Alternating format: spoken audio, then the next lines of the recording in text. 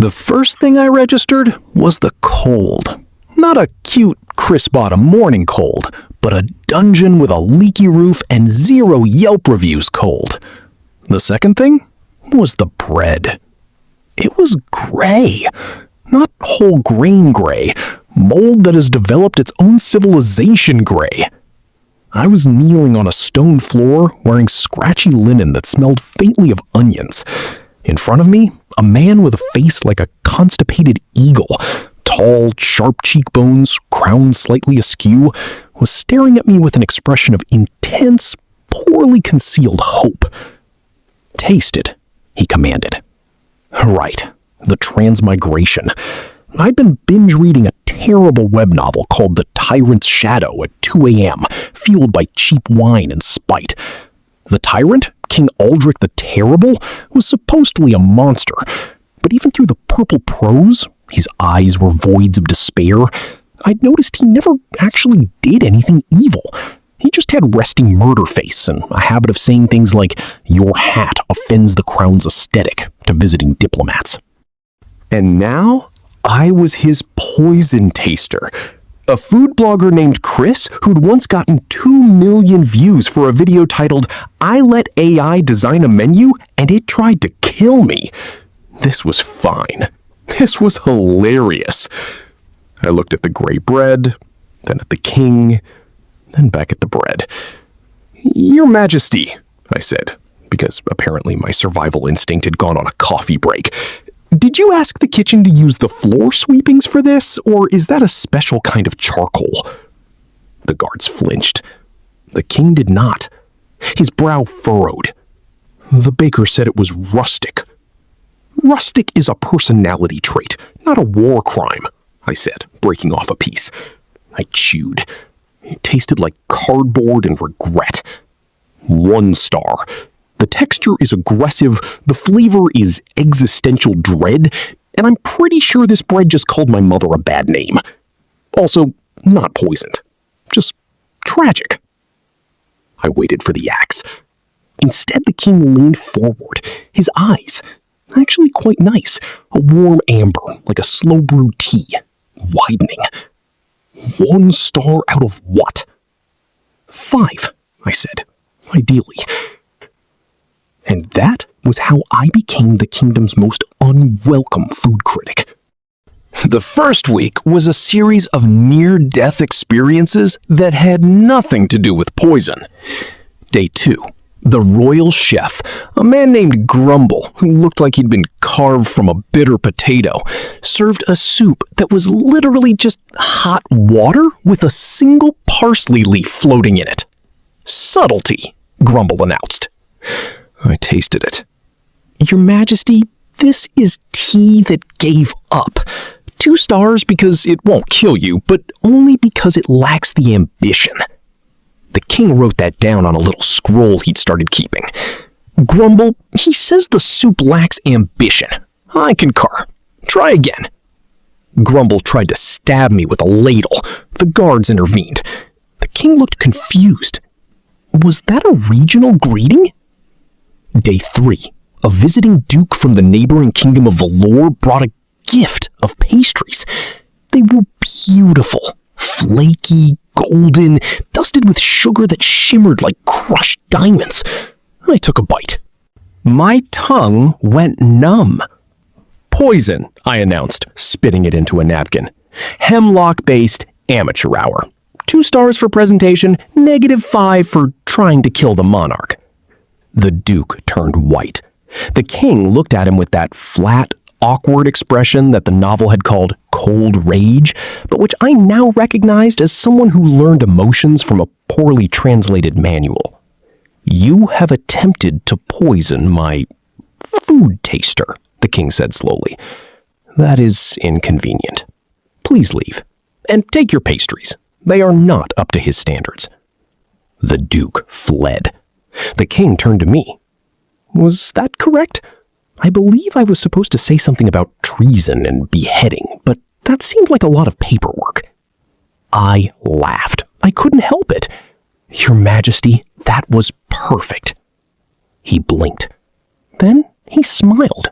It was small, crooked, and entirely unpracticed, like a baby deer learning to walk. My heart did something stupid. I ignored it. By week 3, I had a routine. I'd wake up in my surprisingly comfortable servants' quarters, write down my recipes from my past life, thank you muscle memory, and report to the royal dining hall. The king, Aldric as I'd started calling him in my head, though never to his face, would watch me taste everything with the same intensity. But here's the thing, the poisoning attempts kept coming, and not just from the obvious sources. It was the goblet of wine that smelled faintly of almond, the roast pheasant that had been basted with something that wasn't butter, the cheese platter where one wedge had been injected with a milky substance that definitely wasn't mold. I caught them all, and each time Aldric would tilt his head and say, "What did it taste like?"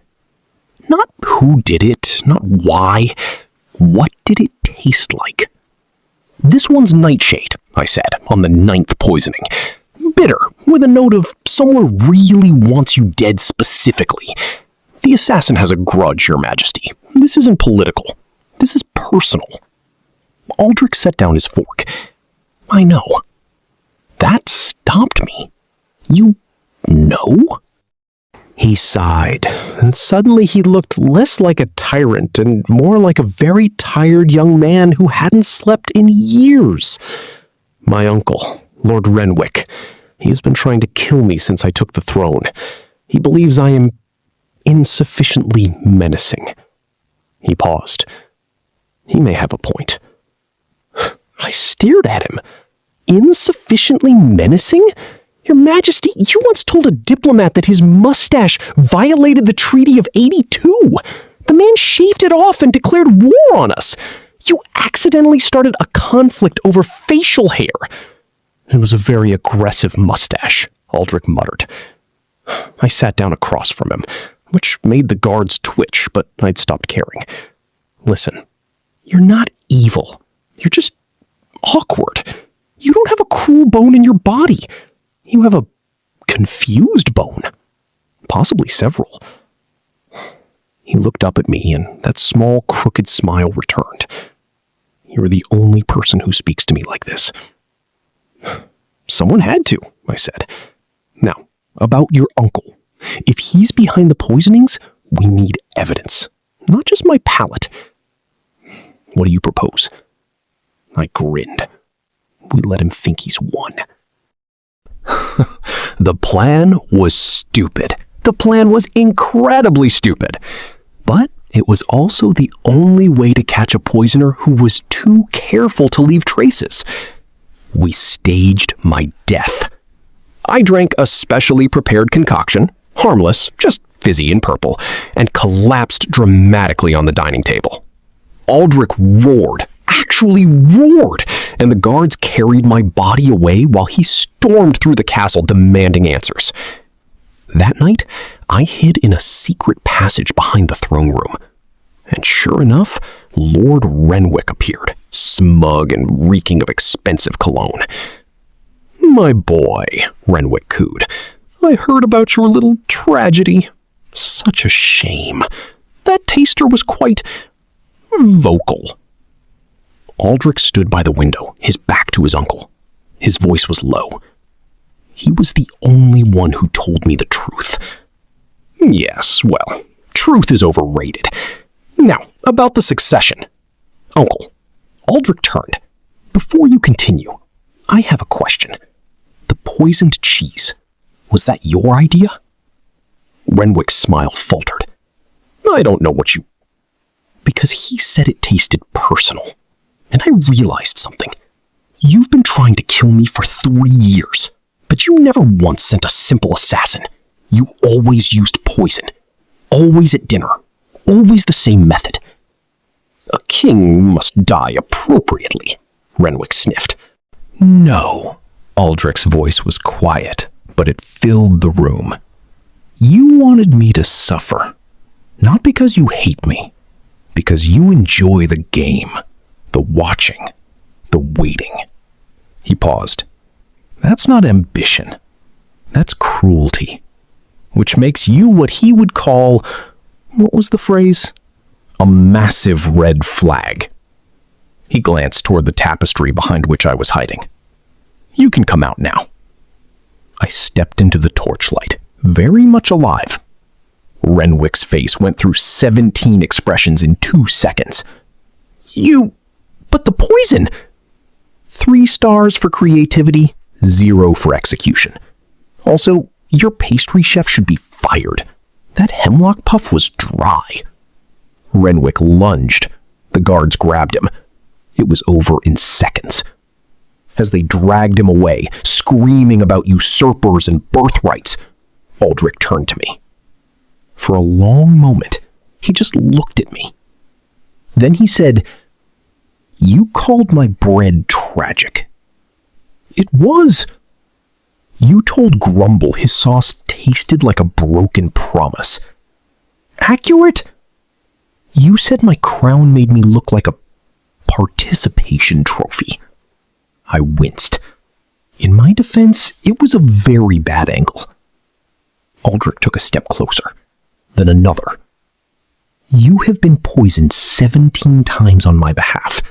You have been threatened by 3 dukes, 2 ambassadors, and a very angry baker. And you never once asked for a raise. I was waiting for my annual review, I said, my voice suddenly breathy. He reached out and took my hand. His palm was warm, slightly calloused, and shaking just a little. "I don't know how to do this," he admitted. "The novel you came from, the one that called me evil, I read it. After you mentioned it, I found it in the library. It said I would die, alone, unloved, because I could not understand other people." I blinked. "You read your own villain origin story?" "It was poorly written. The pacing was terrible." He squeezed my fingers. "But it was wrong about one thing. I do understand one person." His amber eyes met mine. You make sense to me. You tell me when the soup needs salt, and when the wine is poisoned, and when I am being a dramatic potato. I would like you to keep doing that for a very long time. My heart was doing a lot of stupid things now. "Are you proposing, Your Majesty?"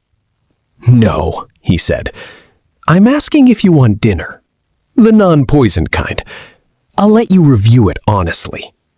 I laughed. It echoed off the stone walls, bright and ridiculous. "One condition. Anything. No more gray bread." He smiled, that full, crooked, beautiful smile. Deal. 6 months later, the kingdom of Aldria had a new king consort, who wasn't a consort at all, but a former food blogger with a sharp tongue and a private laboratory for testing toxins. The palace kitchen underwent a complete renovation. Grumble the chef and I now co-author a weekly newsletter called The Royal Palate, which is smuggled across borders, despite the crown's official disapproval. Aldric never became the tyrant the novel predicted. He became something better. A king who apologized when he was rude, who asked for feedback, and who still, every single night, brought me a small plate of whatever the kitchen had made. "Taste this," he'd say. And I would, and then I'd tell him the truth. And he'd smile like I'd given him the world, which, honestly, I kinda had.